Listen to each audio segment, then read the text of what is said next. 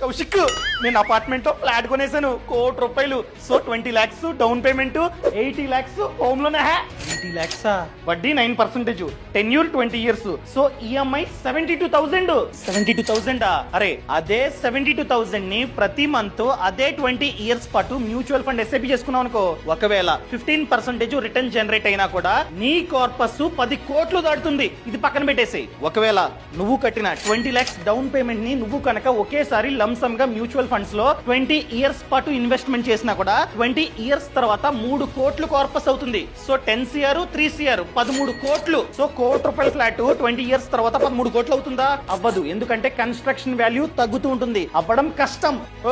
ఇదంతా కాదు, నేను ఆల్రెడీ హోమ్ లోన్ తీసుకున్నా 92 lakhs. నేనైతే వడ్డీ కట్టాలి 20 years లో. దాన్ని తగ్గించే మార్గం చెప్పు. నేను చెప్పిన ట్రిక్స్ ని పాటిస్తే నువ్వు కట్టాల్సిన 92 lakhs వడ్డీ 60 lakhs కి తగ్గుతుంది. అదే విధంగా నీ 20